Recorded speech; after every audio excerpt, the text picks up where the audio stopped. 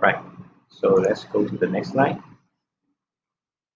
Okay, so digital signal processing is an area of science and engineering that has developed rapidly over the past 40 years. Okay, so it is a very old technology. Okay, if you search Google, okay, there are plenty of resources, books, all the slides are there, all there.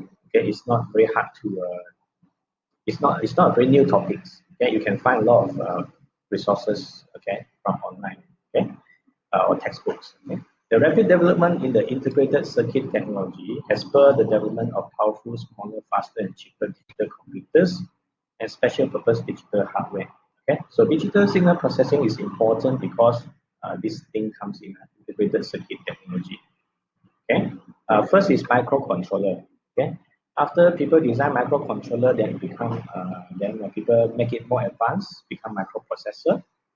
Yeah, you can see those in FPGA and so on. Then after that, then people go and do this ICT, okay, integrated circuit technology like Intel, okay, making computer chips, right? Okay, so it will be useful, okay, on the applications, okay, and algorithms that run on this platform. Okay, this is the DSP application platform. Okay, MATLAB is programming. Okay, the tools. Okay, MATLAB, C++, C, they are all run on this digital platform. Okay, hardware is like PIC, FPGA. Okay, DSP instruments. Okay, these are some examples. Okay, so you might ask, okay, is there analog signal processing? Okay, we have digital signal processing. Is there an analog signal processing? The answer is yes. Before digital signal processing become popular, that is when computer is becoming popular in the 1980s now. Yeah, but before that, people were working a lot of innovations in analog signal processing. For example, the film camera. Okay, uh, for example, the one that invented by Thomas Edison, the radio is not it's a playback disc. Okay, those recording on the tapes with what do you call it? It's a video tape. If you know this thing, yeah, video tapes. What else? Cathode ray tube TV. Yeah, now it's digital TV now, LCD now. Now things are digital. Okay, and also the recently we have these televisions. What do you call it? Digital siaran. The, uh, the broadcast of TV signals in digital form now. Okay, previously was in analog form. Okay, so before that we have, okay, but then we found that using digital transmission, the bandwidth is higher and it is more robust. Okay, and the informations bandwidth more higher means more HD. The informations is more richer. Okay, right. But most of the signals in the nature are analog. Okay, in nature, okay, the signals that we receive is analog. Okay, so such signal may be processed directly by analog system. Okay, or we should convert it to digital form first. Okay, so analog comes in, for example, sound, photo, colors, radio wave, electromagnetic wave that comes in. Okay, we transform it to digital signal first, then only we do a processing. Okay, so in this course we are talking about these two part here. Later chapters, I think in REE lecture, okay, we will have this. Okay, ENA converter. Okay, so to perform the processing digitally, there is a need for A to D, okay, analog to digital converter, and digital to analog converter. Okay, so the digital process may be programmable machines, maybe a programmable machines that provide flexibility to change the signal processing operation through a change in the software. Okay, so the best part is using digital signal processing is that all the processors algorithms can be updated in software. Okay, not like analog. You can imagine this using a cathode ray tube TV and also a LCD TV. Okay, how do you modify the resolution of cathode ray tube TV? How can you do that? Right? So you have to take out the hardware, right? And then change maybe a longer cathode ray tube so that you place it further, then you have a more precise this scanning rate. Okay. Anyone know what is cathode ray tube TV? A CRT? Have you seen this kind of monitor before? Or you are only been, only know that there exists only LCD TV? Or you have, I think so lah. Okay. Your mom home, okay. I'm not sure your old com. I'm not sure your is it still workable or not right now. You- yeah, it's very thick one. No, right? Not workable. I think so. After 30 years, no one want to repair it anymore. So it's so cheap now, LCD. Okay, so that's the thing. Okay, so if you want to change the resolution of cathode ray tube, difficult. But if you have a processor, you make all the signals digital first. Okay, the digital signal you can use algorithm to interpolate or to create new digital words. Okay, to increase the clarity of the pictures in your LCD TV. You have this engine. So this is the thing. Okay, so this is the reason that why people say it's easier to use to process signal on a digital platform. Right. Okay, so what is the advantage of digital systems? Okay, allow flexibility in reconfiguring the digital signals operations. This is what I just mentioned. Okay, reconfigurations of this one is cannot now, so you have to redesign the hardware if you want to redesign the performance of the hardware and the output for it. Okay, better control of accuracy. Okay, if you want HD 4K TV, 8K TV, you just specify the word length, okay, the digital word length, right? But this one susah. Okay, if you want to control the accuracy of analog signal, it's very difficult. Okay, digital signal are easily stored in magnetic media without deterioration, just like SSD. Okay, uh, and for analog system, it's very difficult to store the signal waveform. It's very difficult. Okay, and it will fade away. Okay, this is the problem in this video tape and cassette last time. Okay, you cannot store for a very long time. Okay, allows the implementation of more sophisticated signal processing algorithm. Okay, now people are doing very advanced things in image processing and AI now. The networks, okay, they are all on this. Okay, for analog system, not possible. Okay, how do you do this AI on analog system? Very difficult, right? Okay, very high cost, and for this digital system now it's very low cost because silicons, okay, transistors are made by silicons, all the chips are made by silicons. They are very cheap raw material there. Okay, right. So outside there? There's a lot of digital system design engineer. Okay, there are these people in Intel. Okay, they are the chip architect. Okay, is there people are working in analog system? Okay, is there an analog system engineer? Yes, there is, but very, very rare. And the position is also very, very little. Okay, but if you are expert in analog system processing, you will also get very high pay. Okay, because not many people know how to do it anymore. Okay, and and this I have heard this some of the Intel department they are also looking at, they have a small department of this, okay, to process analog system. Okay, probably there are some processing they cannot get away from doing the analog processing. Okay, so they are keeping a small department of that. Okay, and if you are very good at this, they are willing to pay. Right? But people are more on this now. People are using C to program the embedded chip, program the microcontroller. Okay? Most of the engineers work in this area of digital. Okay.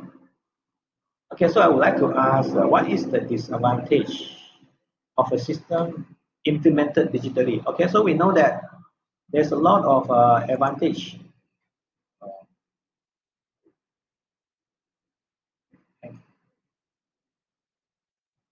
There's many advantages. Yeah? So these are all the advantages doing things in digital platform. Okay, is there any disadvantage? I have an answer here already now. Okay, uh, so one disadvantage of doing things in digital form is that uh, the speed operation of ADC, okay, analog to digital conversions. Okay, because you have more steps. Okay, the analog system comes in, the voltage comes in. Okay, you have to go through one extra step, which is ADC, analog to digital conversions. Then only you can pass on to digital platform to process it. Okay, so that conversions take a little bit of time. Okay, if the application is very critical, okay, in other words, they will make you lagging lah. Okay, so it will take up some time, produce a little bit. Yeah, high bandwidth, correct. Yes, because if you want to do high accuracy processing, okay, you need high bandwidth. Okay. Unfortunately, I mean, very fortunately, these two limitations is slowly overcome, okay, by the technology. Okay, very long ago, a digital camera is very susah to manufacture. But now, uh, digital TV, digital camera, digital handphone, the broadcast is also in digital. They are now the cost is now getting down and become cheaper, right? So the real problem is the cost. Okay. Yes, susceptible to sampling error, but that is tolerable. Okay, sampling error that is tolerable. We have some noise in digital image. Let's say you use your DSLR to capture the image, you have some digital noise, but it is tolerable. Okay? And people are trying to have noise filters to reduce them and all. So those are still tolerable. Still, people say using film camera is the best, the quality of the film. Okay, but using digital camera like DSLR is too convenient. Yeah, so people just don't care lah. Just use this digital camera to take the picture, then adjust the post processing of the photo later on, okay, and make it great now. Right. Okay. Okay. Next, classification of signals. Okay. Uh, so we have a real value signal and complex value signal. Okay. Okay. In real life, probably we will see that all the signals are real. Okay. A voltage, there are 3 volts, right? 5 volt. How can we have a 3 volts voltage? Well, it is possible if the voltage is in alternating current, okay, where you have phase information. So you have you will get to see a voltage with an angle, okay, something like that. Now, this is a polar form. Okay, so signals normally in this in daily life now they seems real to us, okay, but they are also complex value signals, okay, which have imaginary part. This imaginary part is something that is imaginary. It doesn't exist, okay, but it tells us the phase information now. Okay, they just provide in calculation wise, they just tell us the phase, okay, of the signals now. Okay, and many signals can be described by exponential. Right. So if you remember the Euler formula, Ej theta goes to cos theta plus j sin theta.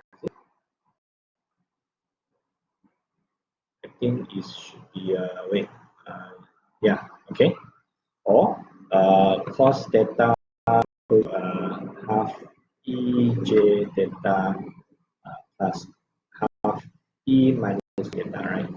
Okay, this is the real part. Okay, you can see that in a lot of mathematical equations, when people want to represent signal, they always like to use exponential. Okay.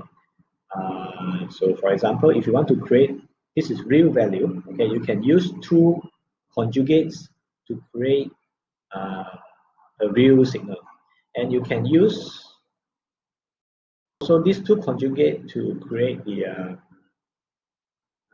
this complex value, right? J theta minus, I think this is J, right? Let me check what is the Euler formula. I forgot. Let's see. Euler formula. Yes. Yeah, here. Right, sin theta equals to 1 over half J, right? Okay. Okay, so it's 1 over 2 J E minus J theta. This is negative. All right. So with exponential, okay, if signal is exponential form, you can create the real part of the signal. You can create the imaginary part of the signal. Okay. So exponential is very important in this course as well. Okay, it's very important in this course as well. Huh? Okay. Okay. Next, continuous time signal and analog signals, they are interchangeable. Okay, so these two terms actually means the same thing. Okay, these two terms are interchangeable. Analog signal means that the signal is continuous in time. Okay, so I don't need to write only time. Okay, they are defined for every value of time and they take on values in the continuous interval. For example, okay, this is the one example, x1 bracket t. Okay, and the t can be take on any values, possible values. Okay, if you want to find t 1.1, they will be available. If you want to find t at 1.1111111, it's also available. There will be a value for x1t. Okay, so that's what it means now. So it is continuous in time. Okay, so the possible value of t is almost infinite. Okay, but discrete time signals are different. Okay, from the words discrete, then you will know that the time is they are only at specific interval, right? For example, xtn, right? Xtn. Okay, so for n equals to 1, 2, 3, 4, 5 now. So this n can be meaning T1 or T2 or T3 and so on. So in between T1 and T2, okay, there will be no value of xtn. Okay, so the xtn only exists at T1 and T2, but not in between. No value, undefined. Okay, so that is discrete time signal. Okay, so T1 is 1.1. Let's say T2 is 1.2, and that's it. Okay, you cannot find a value put in 1.111 is it's undefined. Okay, so it's undefined, right? So something like that. No? Is the concept. Okay, all right. So so there is this notation that we're going to use here is that, okay, instead of writing the discrete time value, let me take this away.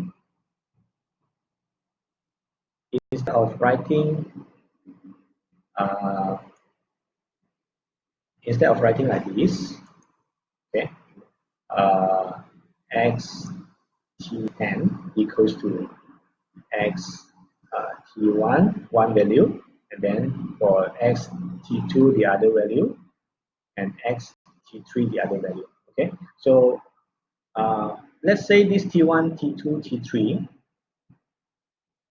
t1, t2, t3, they are separate by a constant t. Okay, okay, they are equally spaced. Okay, equally spaced by a interval called t. Okay, so I can also write this to be x this nt, okay, x nt, okay, where this is n equals to 1. Let me take this away first.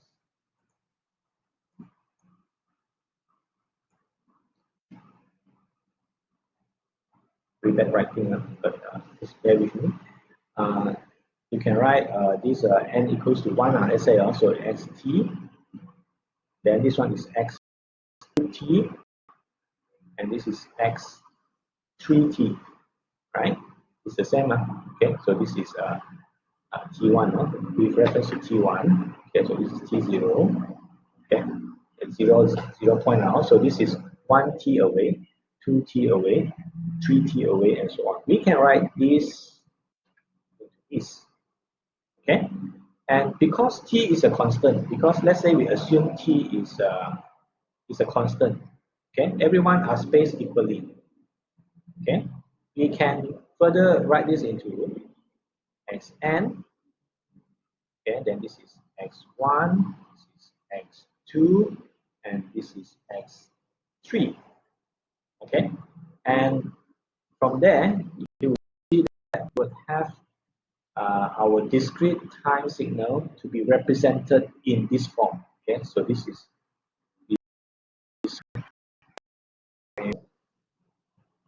forms. Okay, so a lot of books, then you will see this. Okay, but in fact they come from here. They come from here.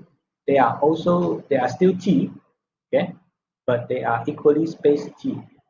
Okay, and then from there they do not use this label. Okay, they interval multiply. Then from this interval multiply they define the discrete time signal in this form. Okay, so throughout these courses, throughout this course, and in the textbook, you will see a lot of time this notation.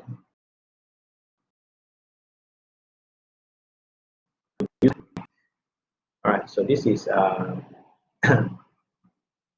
discrete time signal. Any problem here? Do you understand this? The differences between these? Is it okay? Just checking. Okay. Anyone not clear again? I can explain. If you are okay, then I'll go on to the next slide. Is that right? Okay. Okay. Okay. Good. All right. So discrete time signal may arise by this is discrete time signal. Okay. So this is a decaying signal. Okay. Xn 0, 1, 2, 3, 4, 5, 6, 7. Okay. And the interval are fixed. Okay. So if you do not need to indicate the interval value here. Okay. You don't need to indicate because assuming the processor knows, okay, the t is constant. So they will just, this is x0, this is x1, this is x2, right? This is x0, this is x1 value, this is x2. So like this, right? So on that. So this n. Okay. Selecting values of an analog signals at discrete time instant. This process is called sampling. Right. Just now, Xin Shen, okay, you said susceptible to sampling error. Yes. So this is the thing. What is the error here? You are actually discarding, okay, the value in between. Let's say you are exponential curve, okay. But when you do ABC, analog to digital conversion, you are only taking this value, and this value, and so on. Right?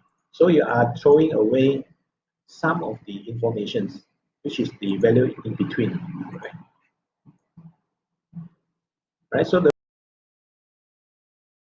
value is in terms of information that is called information loss. Okay, so there's actually you are having this error now. You have this error. Okay, so I'm accumulating a variable over a period of time.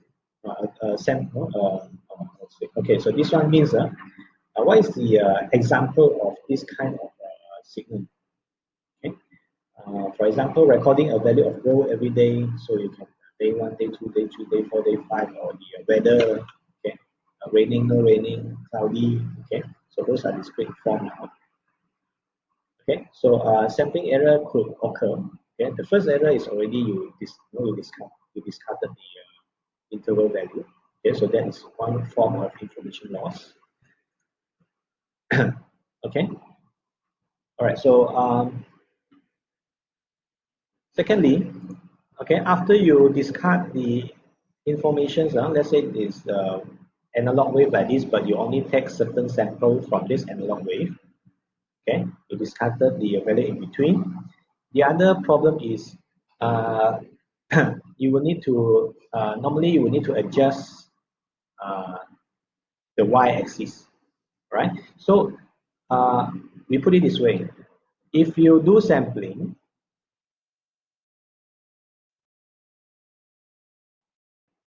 and you are doing this where is the you are doing this x-axis what do you call it, x-axis sampling in the time interval so in the x-axis, okay, from this analog wave, let's say now you are x-axis in sampling. Okay, you take this, you take this, you take this value. Okay, but those value you take maybe is 1.1. Okay, maybe this one is 1 point, maybe higher now, 2.14365. Maybe here is maybe 0.64444, another 24. Okay, so the value that you sample can becomes in any possible number. Okay, but in digital platform, in computer, in microprocessor, okay, you store this much of value. Let's say you have 8-bit system, you have 8-bit microcontroller. Maybe your 8-bit controller cannot store this long number, so it has to be truncated. Okay? The value it needs to be round off. Okay, it can only hold 3 value, for example. For example, the processor like this. So this one need to be taken away. Okay, 3 digit, and this one have to be round off, truncate. Yeah, this one okay.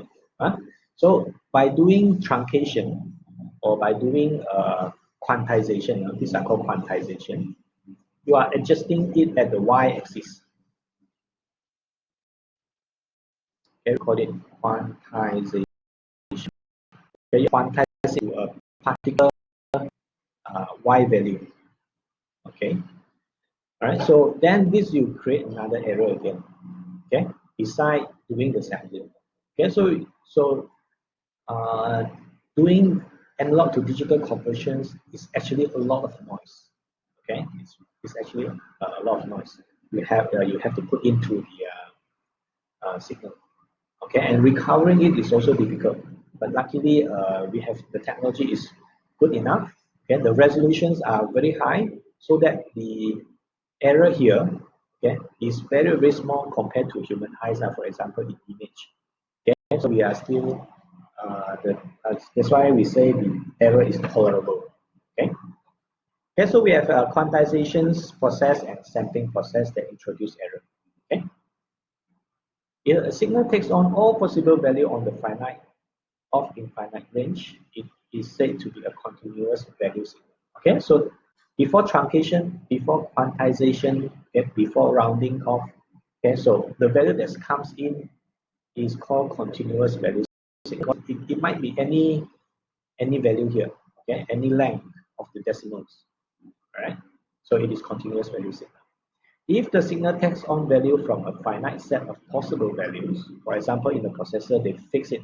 Okay, I only can take 3 decimal point, 3 decimal point, 3 decimal point. Okay, it is said to be discrete value signal already. Okay, so everyone have to follow these rules. I have to truncate this, and every fall on a finite set of. Okay, let's say I have only 10 level. Okay, everyone must fit into this 10 level. Okay, something like that. Okay, so then it will become a discrete value signal. Okay, so there's this is the definition now. Definition: discrete value signal and discrete time signal. Okay, it means different thing. Okay, discrete time signal and discrete value signal, it means different thing. Okay, discrete time means that the x-axis has been sampled. Discrete value means that the y-axis, the amplitude axis, has been quantized. Okay, right. So the discrete time signal that have a set of discrete value signals is called a digital signal. Okay, it is only when the analog signal is sampled and quantized after these two x and y axis process, then we will call it a digital signal. Okay, all right. So there is an intermediate now, intermediate line. Let's say I just sample it. I do not quantize it. Okay, we will call it discrete time signal. Right? So that is the difference here now. Okay, so the process of converting a continuous value signal into a discrete value signal, okay, is called quantization. Okay, so this is talking about the y-axis. Okay, quantization at the y-axis. Okay, push everybody into this level. All right. Okay, so are you clear? Any questions so far?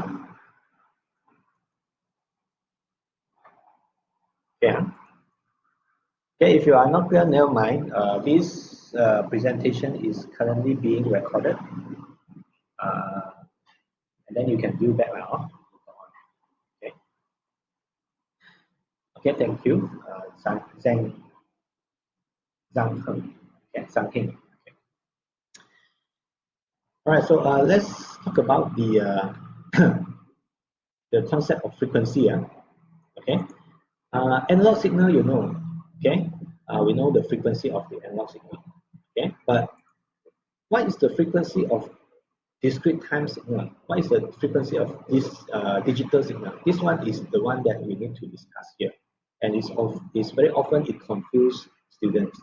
Okay, but let's go with this analog signal frequency first. Okay.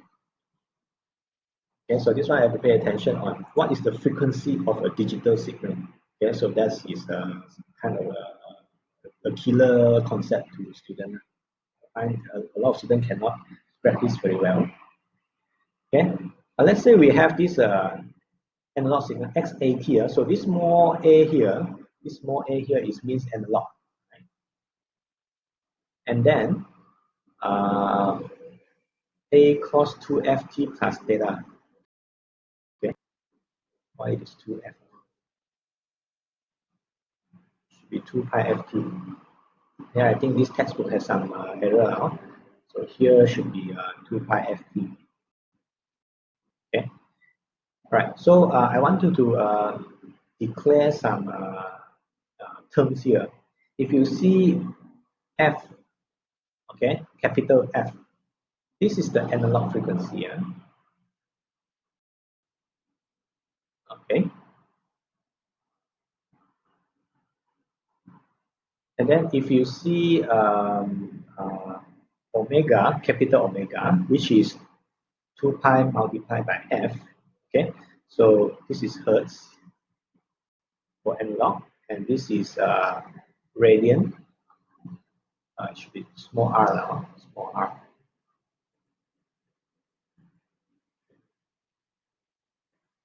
Okay, small r. It is in radian, and it is also meant for the analog frequency also. So meant for analog. And it is meant for, okay. Okay, so it's because previously in other courses you use small f and small omega, right? Okay, so now this small f and small omega, we will use it in discrete time signal to describe the discrete time signal. Okay, so we have to be clear. Capital is for analog, small letter f, small letter omega is for discrete time. Okay, so therefore you will see here this is capital F, okay, then big omega, right? Okay, so this one should be no problem. Okay, A is amplitude, omega is radian per second, and then this is phase. Okay, so this one everyone knows, but the point of showing this slide is I want you to be aware. Okay, the author used capital F for analog signal. small letter for discrete time signal or digital signal. Okay, right. Okay, and then let's come to this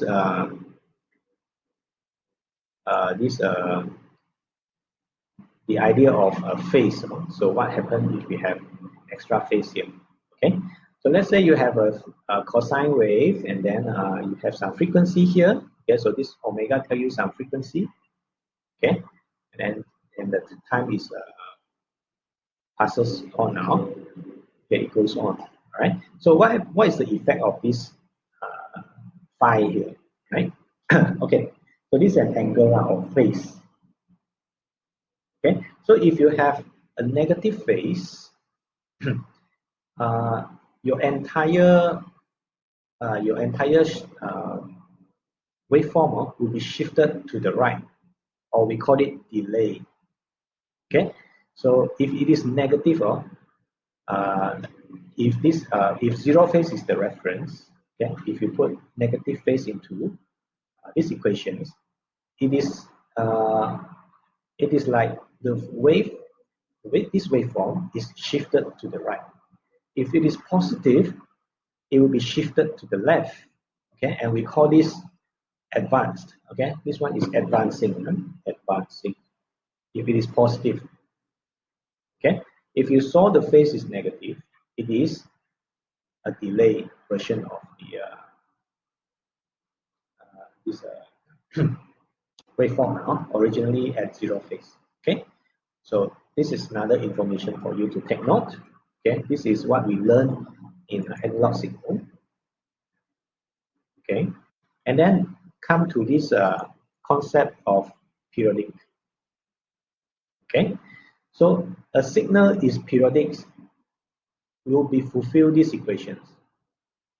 Okay, there will be, and they always there will be the axis of TP that you put inside this equation. Okay, the value becomes itself. Okay, so this is the correct way to answer. How? Let's say the question asks, please prove that this signal is periodic. Okay, so you should start with this calculation. Okay, you prove that there will be a value of TP. If you put into to the equation, it always return the same value. Okay, so if you can prove this equation, left and right is the same, then you can claim that this signal is periodic. Okay, so this is the point here. Okay, an analog sinusoid signal can also be expressed as complex value signal. Okay, so a cosine wave, okay, can be written into exponential and exponential. Okay, so this one you go back to Euler's formula. Okay, okay, go back to Euler's formula. Okay, why people wanted to move from cosine to exponential? Because the mathematical calculation using exponential is easier. How easy is it? Because exponential multiply exponential, okay, it is just simply addition in the power, right? So people like it. Okay, if you're doing cosine multiply another cosine, to do you need to go through the this trigonometry identity and do all sort of things. Okay, so probably it is easier to use exponential multiply with another cosine or another sine wave, which can be also expressed in exponential forms. Okay, and the mathematics will be easier.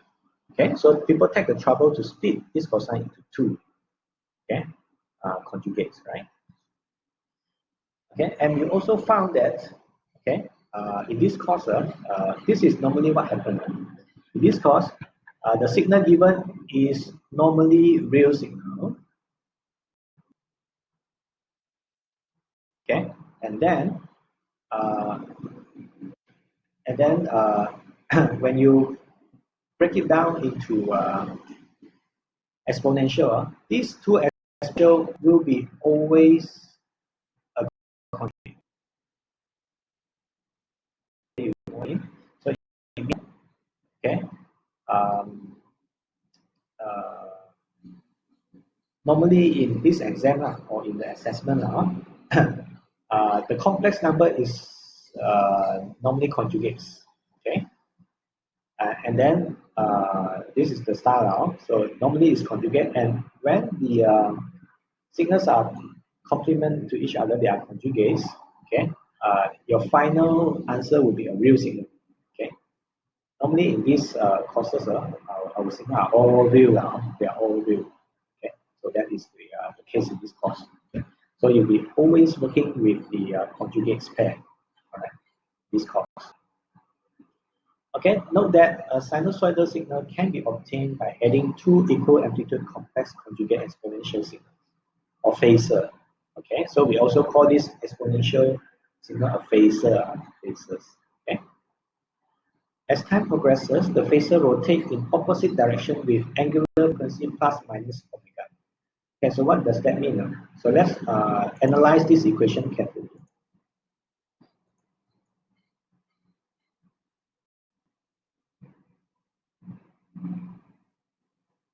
Okay, so the sentence says, as time progresses, right?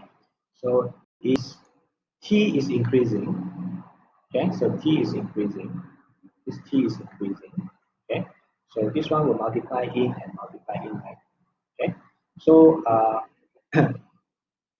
so the value here will change. Okay, this positive omega means that because this is, you can think that it is an angle, right? So if omega t is increasing, okay, you would be you can imagine that it is moving in this direction, okay, because the omega is positive. Okay, for this case, if the t is increasing or progresses, okay, this phasor is moving in this direction. Okay, it's moving this way because it is minus omega, right? So what is omega? Okay, last previously we already mentioned omega equals to 2 pi f. Okay, it is telling us the frequency. Okay, so in this case, the frequency has polarity.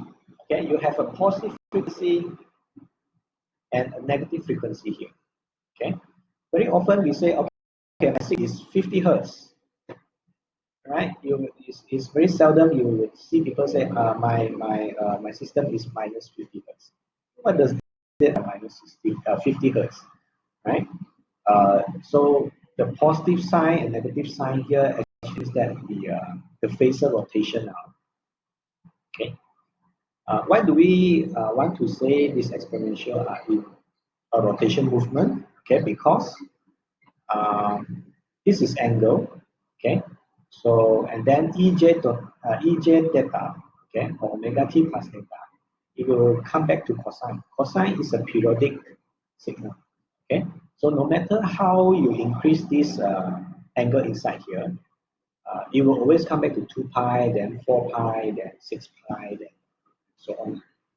Okay, so why not we just imagine this exponential is a phasor that doing a rotation on a circle. Okay, all right. So this is the concept of exponential of ej theta or e minus j theta. All right. So there is a different ej theta positive, and another one is e theta. E positive, if the theta increase, the phasor are going counterclockwise. Okay. If it is minus j theta, negative degree, so it will go from bottom now clockwise. Okay. Right. So are you clear at this part? Yes. So this is a important concept here about exponential. Okay. Okay. So we have about 20 minutes. Okay, from now. Okay. All right. So since positive frequency corresponds to counterclockwise angular motion, a negative frequency corresponds to clockwise angular motion. Okay. So this graph explains this sentence. Okay. Hence, the frequency range for analog sinusoid is it can be negative value or positive value or any value. There are no limits of the value like 150. Okay, 50 hertz you can minus 1000 hertz minus 1 million hertz. Okay, in other words, the f can take on a negative number and positive number. Okay, all right. So this is the concept of frequency here. Okay. Right, illustrate positive frequency and negative frequency on a complex plane for analog sinusoidal signal. Okay, so this one I already just explained here. Already explained. So, in fact, I want to call somebody else to answer, but it's okay now. Okay, so it's this. Okay, so so what you need to pay attention here is, okay, originally here the magnitude is A. Okay, after you split it into two, the amplitude half, okay, become A over 2, right? Okay, so when you draw the complex plane, okay, so this phasor length will have to be A over 2, A over 2. Okay, and then this is the angle omega t plus theta. Okay, going positive, going negative. All right. Okay. Okay, let's see this one. Frequency in continuous time and discrete time signal. Oh, okay. So now this is the discrete time signal. Okay, and what is the omega here, and what is the frequency here? Right. Okay, so this is a little bit complex now. Okay, so this one many name now. So this omega is the frequency. Okay, the unit is radian per sample. Okay, or sometimes you also saw people call it this time frequency.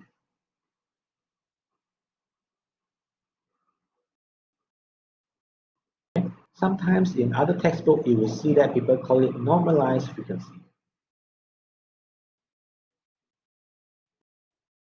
So it is a frequency that describes this type of signal. Okay, you have some discrete time signal. Okay, these are the value, and then there are no value in between here. Okay, because discarded. And what is the frequency content of this discrete time signal? And it is represented by this omega, right? So so this is a bit tricky here. Okay, because we haven't seen discrete time frequency before. Okay, all the while we are learning analog frequency, right? Okay, but the concept is the same. Okay, so previously, if you compare analog signal, it is written this way: omega t plus theta, right? So uh, this is big omega. This is small omega, right? A small letter. This is capital letter. In analog signal, you use T. In discrete time signal, you use N. Okay, so so they follow exactly the same form, but the notation, the variable here used is different. Okay, right. And then from this omega, okay, we define an f, small f. Okay, so the unit of omega, this small omega is radians per sample. The unit of f, okay, is cycle per sample. Okay, we are not calling it frequency, right? But it's cycle per sample. Okay, a little bit different, but it is not wrong. You call it hertz. Okay, it's not wrong also. Okay, because one cycle is 1 hertz, right? Okay, so you can also use hertz here. Okay, right. Here you also still can use radians. Okay, but bear in mind that it's per sample now. Okay, this is one sample. Okay, but if you do not mention per sample, it's all right. Yeah, it's all right. Yeah, this is what is understood now. Okay. Okay, I will explain this one. Then we will take a break. We can dismiss the class now. Okay. After this one, then we go back and think about the, what is this discrete time frequency or normalized frequency really does. Okay. Okay, let's say we have a signal like this. Okay. You can see that it is periodic. It is probably a sine wave or cosine wave that has been sampled at a fixed interval, right? Okay, and then the question says, okay, this signal is described by this equation. It is a cosine wave. Okay, tell me what is the value of this omega, and tell me what the value of this theta. Okay, so what is the normalized frequency of this omega, and what is the value of this theta, right? Okay, so A is all right because we can see it from here minus A. Okay, so how do we do this? Okay, the answer here is there are some explanation here. Later you can look at it now. Okay, so the answer here is omega is pi over 6. Okay, and the phase here is positive pi over 3. Okay, so to describe this waveform, the answer is cosine A cosine pi over 6 n plus pi over 3. Okay, so this is the answer. Okay, so how do we get this and this value? Right, so the question is, how do we get those values? Okay, let me explain here. Okay, so in the first step, let's say, okay, so we know that cosine looks like this. Okay, we know that cosine looks like this. Right? This is cosine.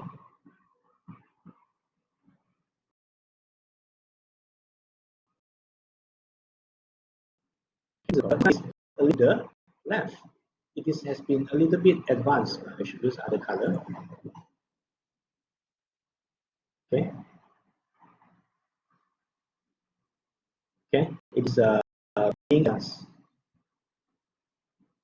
Right? So it's being advanced. Okay.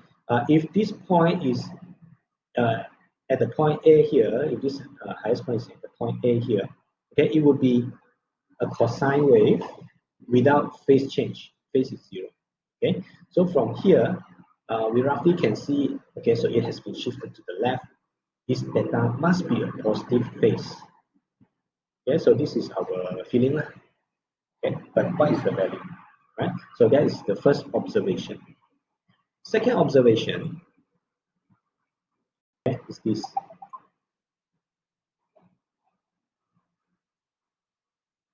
Okay,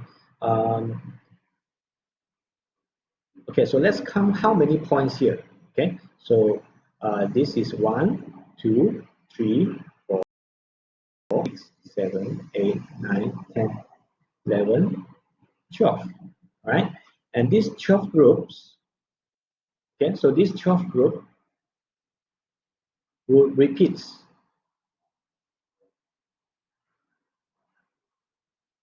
Itself. Okay, so the next value become this one, right? So this 12 guy is in the same group, and then the next 12 guys is in the is in another group, but they have the exactly value as this one. Okay, so we know that these 12 guys here is in a gang, they are in a group. Okay, and then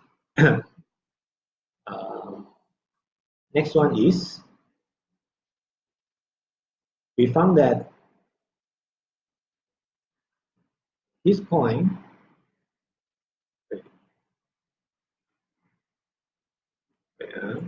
we found that this point and this point share the same value, right? Okay, so this is 0, -1, -2. Okay, so x minus 2, n equals to -2. This is n axis, right? So x n minus 2, this value and this value is the same.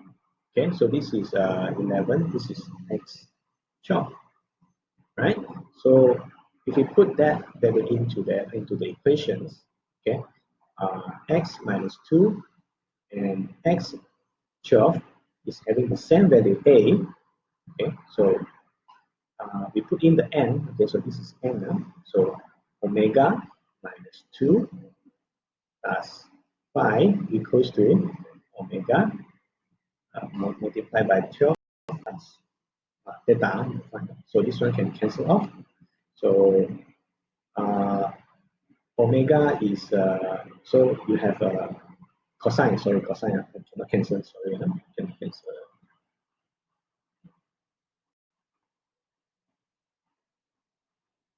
Cannot cancel. So it should be cosine. Cosine plus theta equals to cosine space 12 omega plus theta. Okay, and then cosine cosine A plus B. Okay, according to trigonometry identity, which are cosine A plus B. Where is cosine A plus B? Is it here? This one.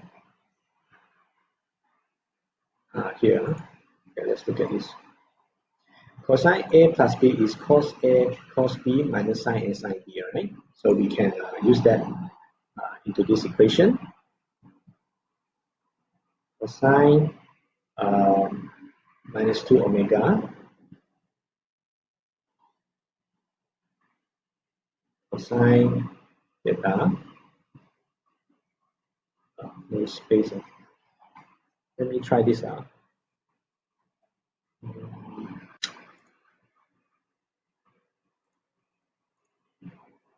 Do it here. Do it here. Okay. Enough space. Try here. Okay. So now, just now we were talking about x minus 2 equals to x 12, right? So they are having the same value. Okay, and then this is cosine minus 2 omega plus theta equals to cosine 12 omega plus theta. Okay, and then using the trigonometry identity, cos A plus B, cos A plus B is equals to cos A cos B. Yes.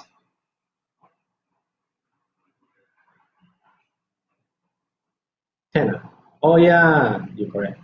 Thank you for correcting me. It's n equals to 12. Yeah, correct. Thanks for reminding me. It's 10. Well, why in my mind is 12? Jingwei. Okay, thanks. Okay. Yeah, correct. It's 10 because n is 10. Okay, n is 10. This is n is 2 minus 2. Okay. Cos A cos B minus sine A sine B. Okay.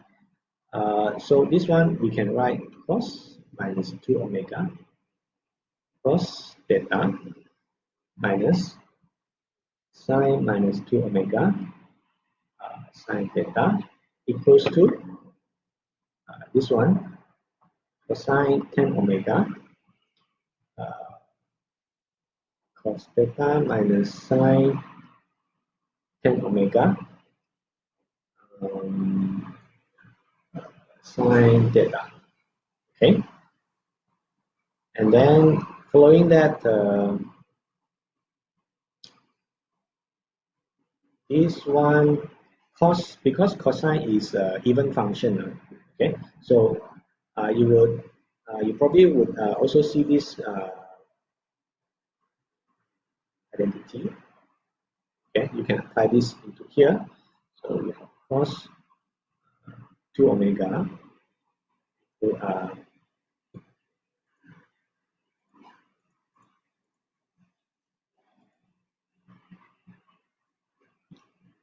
cos theta. Then this minus can take out. Okay, so this one also identity. sine minus theta can be written as sine theta minus, put it outside. Okay, so it becomes plus sine 2 omega sine theta equals to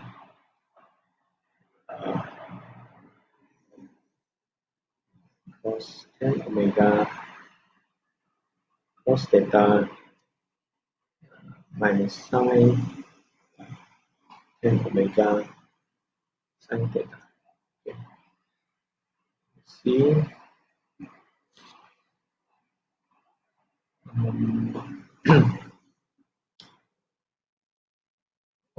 what's the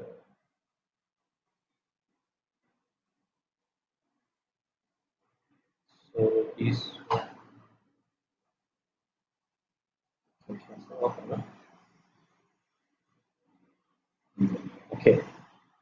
All right. So by comparison, by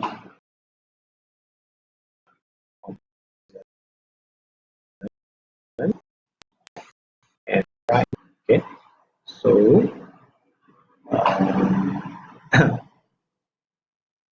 so let's look at the cosine term. Here we have no this negative. Here, if this and this is the same, meaning that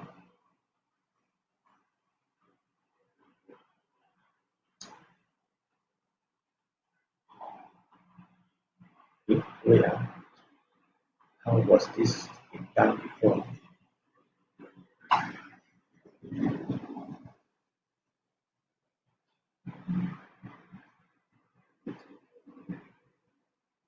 Okay, let's change another way of explaining things. This one, let me go back and think about it. I forgot already. Let's change another way of explaining things. Okay, so first of all, we have this method one. I will keep it KIV first. Okay, this is method one. It should work one now. Method two now. Method two.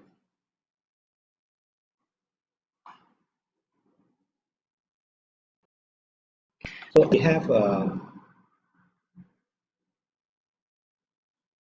signal like this lah. 1, 2, 3, and so on. Okay, I did not do it correctly now, but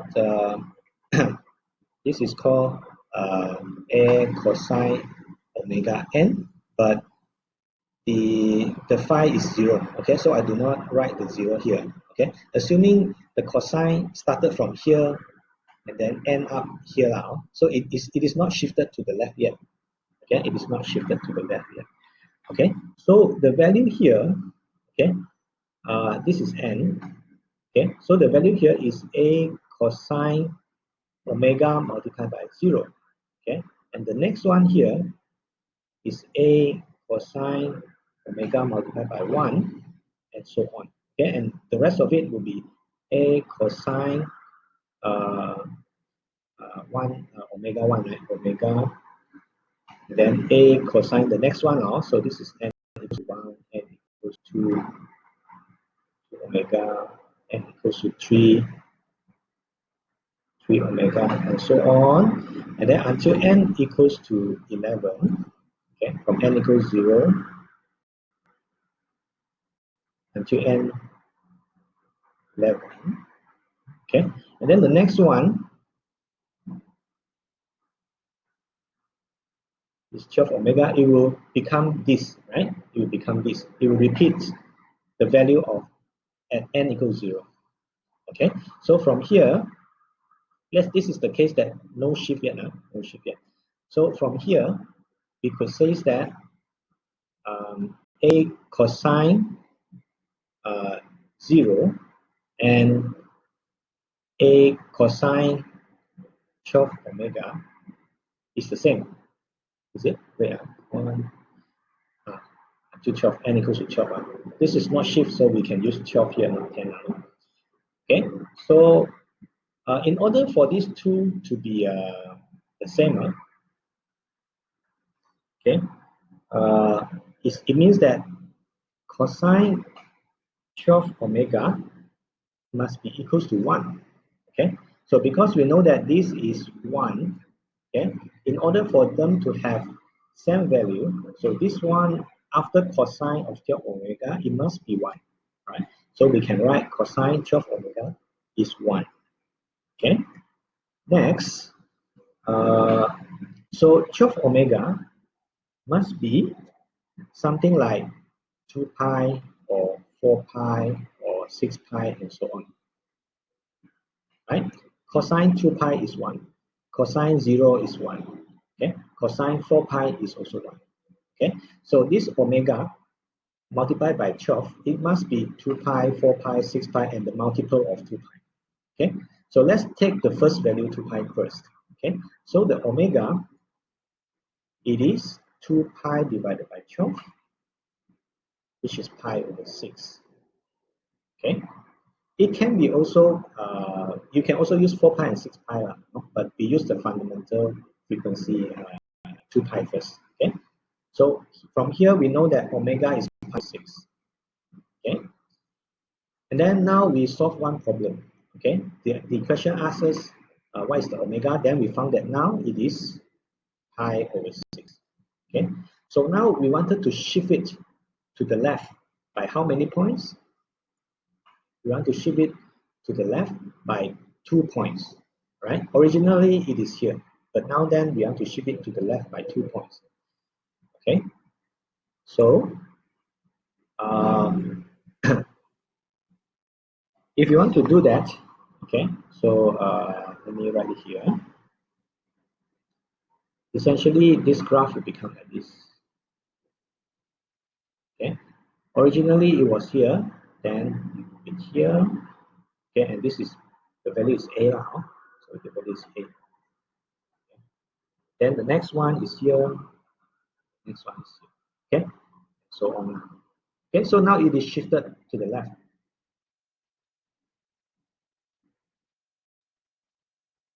Plus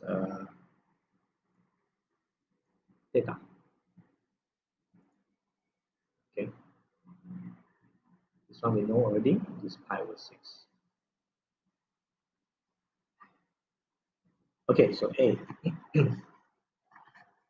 Okay, so now we can now do like this. Okay, so for this point, the value is a. Okay, and this n at minus 2.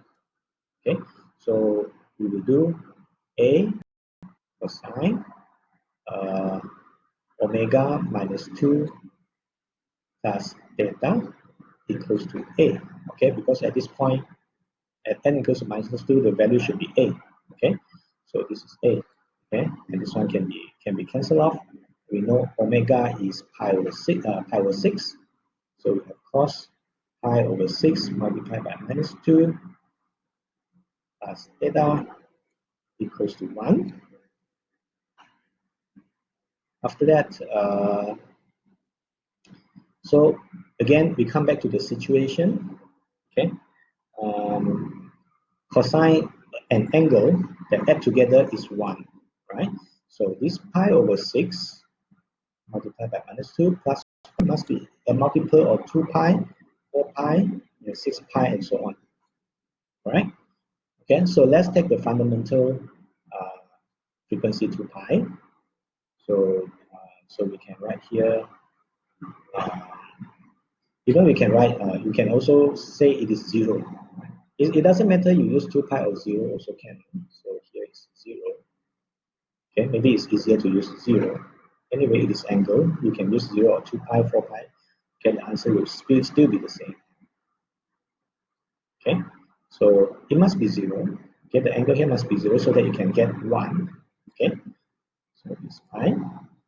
So this is minus pi over 3 plus theta equals 0. Then, okay, so from here you will see you will get the answer. This. Okay. Omega is pi over 6 and theta is pi over 3. Okay. Anyway, let me go back and think again. This one, I just suddenly wanted to try this method out. Okay, but seems like it doesn't work. So let me go back and think this method one again and come back to you. Okay, if we want to compare the value of x minus 2 and xn equals to 10, okay, with these two variables, okay, can we solve it? Okay, because until here, seems like omega and theta, they are still exist, they are not going away. Okay, so maybe there has to be a second equation from here. Okay, so this is the first equation. Because two variables, you need two equations to solve, right? So the omega and theta are still there. I thought they can be cancelled. Seems like it's not. Okay, so this method one, I'll go back and think of it again. Which one is the second solutions? Okay, maybe we could. I think the solution could be x minus 1 equals to x bracket 11. Okay, so if you have these two equations work together, then probably we can solve this question. Okay, but the easiest way is from here on. Let's shift the series back to here. Okay, and then check what is the omega first. After that, then we shift it to the left, because when we shift left to right, the frequency doesn't change. Okay, delay it, advancing it, it doesn't change the frequency. Right. So once we got omega, then we go on to work out the theta. Okay, and so if you use 2 pi, 4 pi, 6 pi, or 0, okay, actually the answer will be the same, no problem. Okay, the answer will be the same, no problem. Okay, because you can try okay, x. Let's say you don't use 0 here, you use 2 pi here. Okay, and this one will be higher, but it is just 2 pi away from pi over 3 only. Okay, so it's not wrong. If you press calculator, you put in the n, you will still get back the same answer. Okay, so it is not wrong. Okay, so I think I have to stop here. I think I'm 10 minutes late to the meetings. Then so any questions so far? No question now? Method 2 easy. Okay, okay, so we can go for method 2 now. Maybe method 1 we need two equations to solve some of.